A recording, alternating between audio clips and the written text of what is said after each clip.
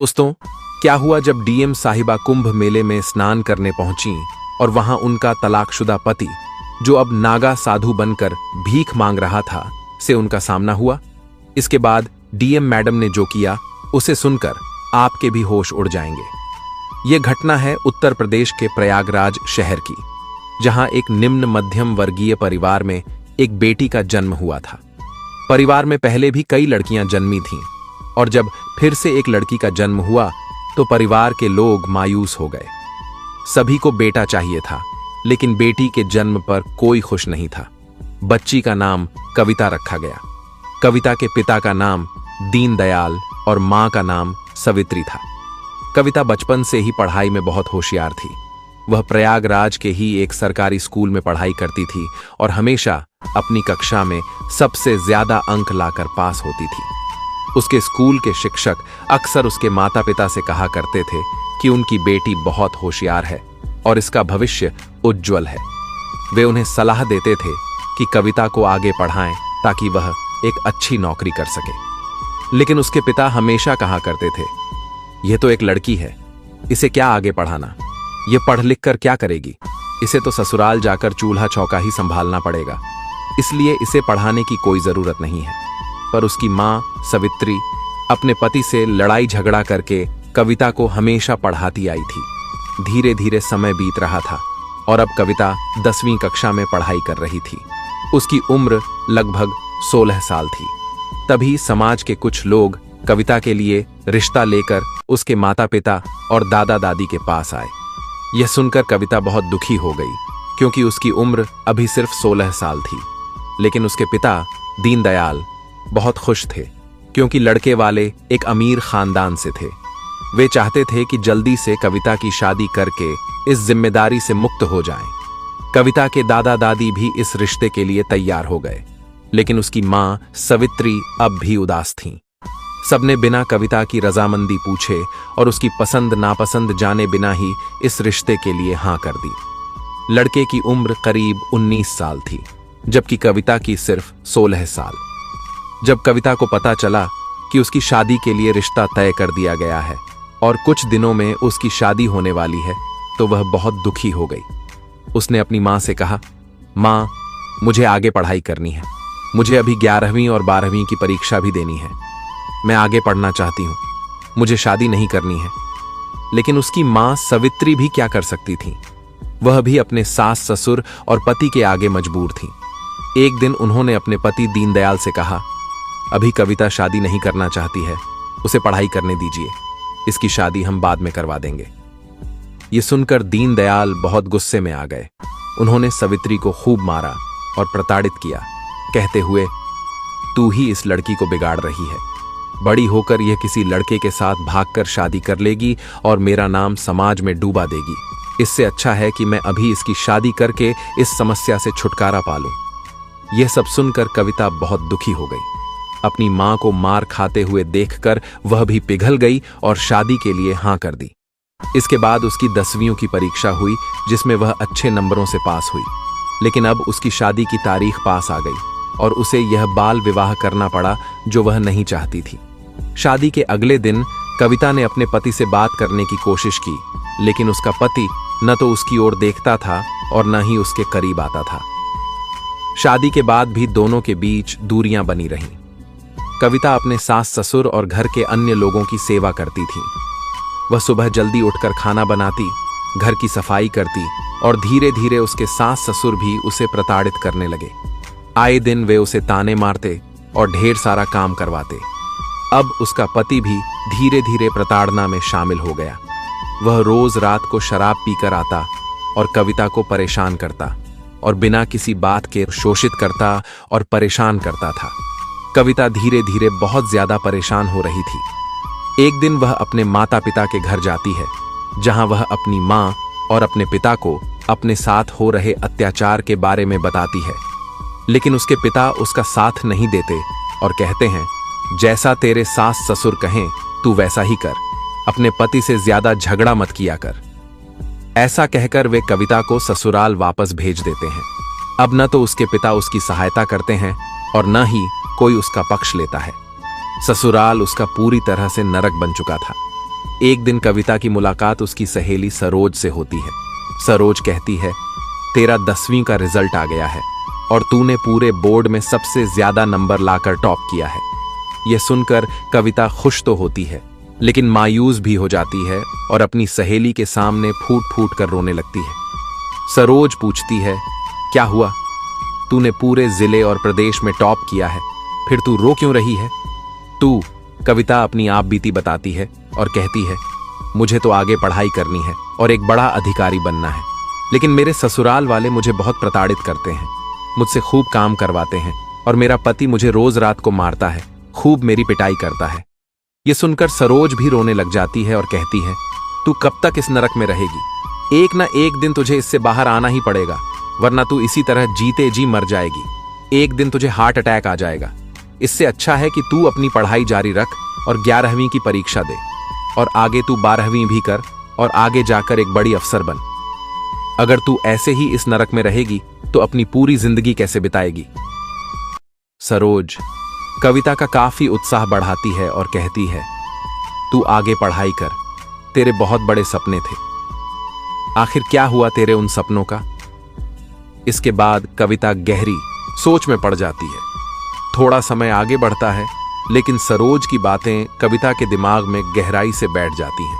इसके बाद कविता के दिमाग में कई तरह के विचार आते हैं और एक दिन वह अपने ससुराल को छोड़कर भागने का ठान लेती है। एक रात वह अपने कुछ गहने जो उसके माता पिता ने उसे दिए थे लेकर ससुराल छोड़ देती है और बस पकड़कर दिल्ली चली जाती है। वहां उसकी एक सहेली रहती थी। वह दिल्ली में ही रहकर अपनी आगे की पढ़ाई पूरी करने लगती है। कविता दिल्ली के एक सरकारी स्कूल में दाखिला लेती है, जहां वह अपनी 11वीं की परीक्षा देती है और 12वीं में भी दाखिला मिल जाता है। वह छात्रवृत्ति के आधार पर अपना दाखिला लेती है और अपनी दोस्त के घर पर ही रहती थी। उसके पास कुछ पैसे और गहने भी थे, जिससे उसका गुजारा चलता था। धीरे धीरे समय आगे बढ़ता है। उसके माता पिता और ससुराल वाले कविता को ढूंढ ढूंढ कर हार मान चुके थे। उधर कविता अपनी आगे की पढ़ाई जारी रखती है। समय के साथ वह 12वीं कक्षा में भी अच्छे नंबरों से पास हो जाती है। इसके बाद उसके अच्छे परिणाम के आधार पर उसे एक अच्छे कॉलेज में एडमिशन मिल जाता और वह बीए की परीक्षा में भी काफी अच्छे नंबर लाकर पास होती है और अपना नाम रोशन करती है। अब उसका लक्ष्य आगे एक बड़े अफसर बनने का था। एक दिन उसके कॉलेज में दिल्ली की कलेक्टर मैडम आती हैं। कलेक्टर मैडम अपने भाषण में अपने जीवन के संघर्षों को सभी बच्चों के साथ साझा करती हैं। कविता कलेक्टर मैडम की कहानी सुनकर बहुत प्रभावित होती है और वहीं से कलेक्टर बनने की प्रेरणा पाती है। कविता उसी दिन ठान लेती है कि वह भी एक दिन कलेक्टर बनेगी, लेकिन उसे यह समझ नहीं आ रहा था कि आखिर कलेक्टर बनने के लिए क्या करना पड़ता है। उसे इस बारे में जानकारी नहीं थी। इसके बाद वह कलेक्टर मैडम का पीछा करती है। सौभाग्य से कलेक्टर मैडम की नजर कविता पर पड़ जाती है। वह कविता से कहती हैं, बेटा क्या हुआ? मैं तुम्हें कब से देख रही हूं, तुम मेरा पीछा कर रही हो। भाषण देते समय भी मुझे तुम्हारे अंदर एक अलग ही तेज दिखाई दे रहा था। बोलो बेटा क्या हुआ? कविता अपने जीवन की पूरी सच्चाई कलेक्टर मैडम को बता देती है। वह कहती है, मेरा बाल विवाह हुआ है। मेरे ससुराल वाले मुझे बहुत परेशान करते हैं। मेरा पति भी मुझे बहुत प्रताड़ित करता था। वहां से भागकर मैंने दिल्ली में एक सरकारी स्कूल में दाखिला लिया और अब बीए की परीक्षा दे रही हूं। यह सुनकर कलेक्टर मैडम कहती हैं, कविता बेटा तुम बहुत बहादुर हो और तुमने बहुत अच्छा किया कि अपने उज्जवल भविष्य के लिए कदम उठाया। अगर तुम चाहो तो अपने भविष्य को बहुत सुनहरा बना सकती हो। कविता उनसे पूछती है, मैडम मुझे आगे जाकर क्या करना चाहिए? मैं भी आपके जैसी बड़ी अफसर बनना चाहती हूं। तब कलेक्टर मैडम कविता को बताती हैं, अगर तुम्हें मेरे जैसा बड़ा अफसर बनना है तो तुम्हें आईएएस की परीक्षा देनी होगी। यह परीक्षा काफी कठिन होती है, लेकिन मुझे तुम में वह काबिलियत नजर आ रही है। अगर तुम चाहो तो यह परीक्षा दो और इसकी तैयारी करो। एक दिन तुम भी एक बहुत अच्छी कलेक्टर बनोगी। यह सुनकर कविता बहुत प्रभावित होती है। अब उसे अपना लक्ष्य मिल चुका था। वह समझ चुकी थी कि उसे कलेक्टर बनना है। इसके बाद वह बाकी परीक्षाएं पास करके आईएएस बनने की तैयारी में जुट जाती है। वह एक कोचिंग सेंटर में दाखिला लेती है। उसके पास जो गहने पड़े थे उन्हें बेचकर वह अपना दाखिला कराती है। कविता अपनी आगे की पढ़ाई जारी रखती है। इसके बाद उसकी मुलाकात एक गांव के लड़के से होती है जो आईएएस की तैयारी कर रहा होता है। उसका नाम रवि था। कविता और रवि के बीच धीरे धीरे दोस्ती हो जाती है। रवि भी पढ़ाई में बहुत तेज था और उसकी जिंदगी की कहानी भी काफी गंभीर थी।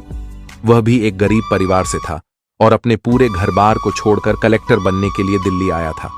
धीरे धीरे दोनों के बीच नजदीकियां बढ़ने लगती हैं। दोनों एक दूसरे का उत्साह बढ़ाते हैं और एक दूसरे को पढ़ाई में आगे बढ़ाने में मदद करते हैं।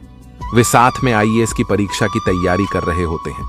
एक के बाद एक वे आईएएस की परीक्षाएं देते जाते हैं और पहली परीक्षा में दोनों अच्छे नंबर लाकर पास हो जाते हैं। उनके अंदर काफी उत्साह था और दोनों मन लगाकर साथ में पढ़ाई कर रहे थे। लेकिन जहां एक लड़का और एक लड़की होते हैं वहां पर रिश्ता दोस्ती तक सीमित नहीं रहता। यह रिश्ता एक समय पर आकर आगे बढ़ ही जाता है। दोनों के बीच नजदीकियां और बढ़ती हैं और एक दिन रवि कविता को प्रपोज कर देता है। वह कहता है, कविता, मैं तुमसे बहुत प्यार करता हूं। कविता भी मन ही मन रवि से प्यार करती थी, लेकिन वह चाहकर भी उसे हां नहीं बोल पा रही थी क्योंकि उसका लक्ष्य अभी कुछ और था और उसका पति अभी भी जिंदा था। कविता कहती है, मैं शादीशुदा हूं। भले ही मैं अपने पति के साथ कभी भी नजदीक नहीं हुई हूं, लेकिन मैं तुमसे कुछ भी झूठ नहीं बोलना चाहती। मैं तुम्हें सारी सच्चाई बताना चाहती हूं।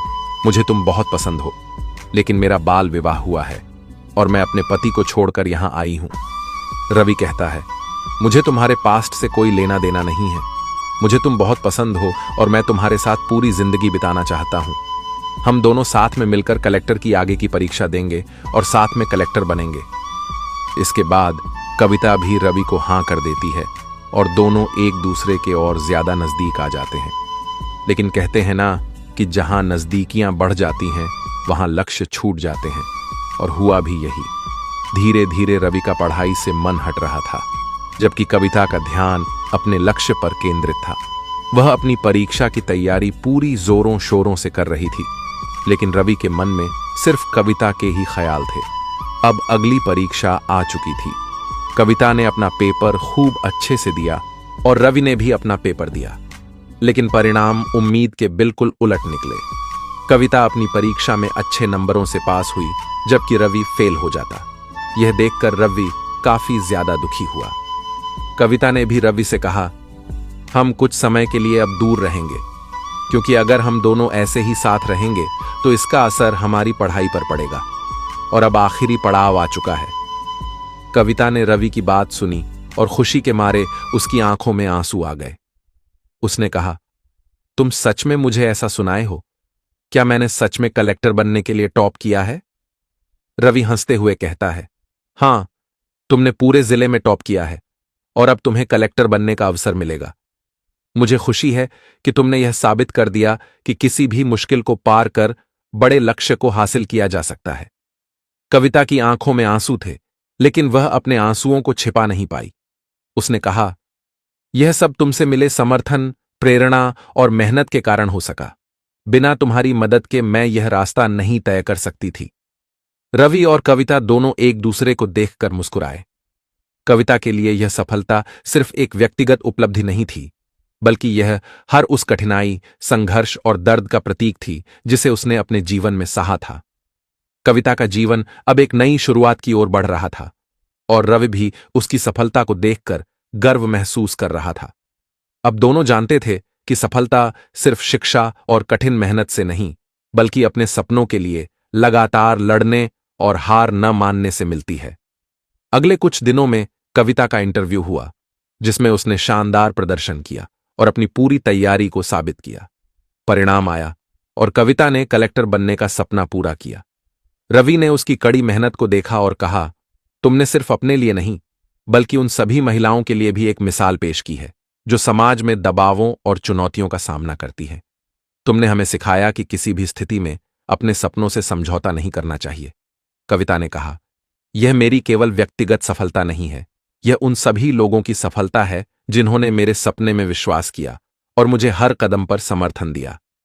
अब कविता कलेक्टर बन चुकी थी, लेकिन उसका सफर यहीं खत्म नहीं हुआ था।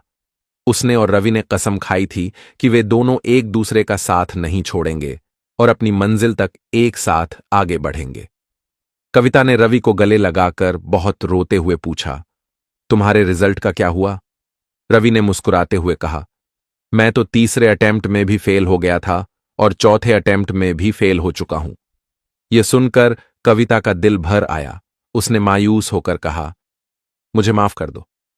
लेकिन रवि ने हौसला देते हुए कहा, कोई बात नहीं, तुम तो कलेक्टर बन गई हो ना, मैं उसमें ही खुश हूं। दोनों ने एक दूसरे को फिर से गले लगाया। इसके बाद कविता ने रवि से कहा, मैं डीएम के पद पर नियुक्त होने से पहले तुमसे शादी करना चाहती हूं, लेकिन उससे पहले मुझे कानूनी तौर पर अपने पति से तलाक लेना पड़ेगा। कविता ने अपने पति को तलाक का नोटिस भी जारी किया, लेकिन उधर से कोई जवाब नहीं आया। धीरे धीरे समय बीतता गया और रवि और कविता दोनों साथ रहने लगे। वे अब भी शादी नहीं कर पा रहे थे, क्योंकि कविता का अपने पहले पति से तलाक नहीं हो रहा था। इतने में कविता की पहली पोस्टिंग उत्तर प्रदेश के लखनऊ शहर में हो गई, जहां उसे अपना कार्यभार संभालना था। सबसे पहले कविता अपनी मां से मिलने घर गई।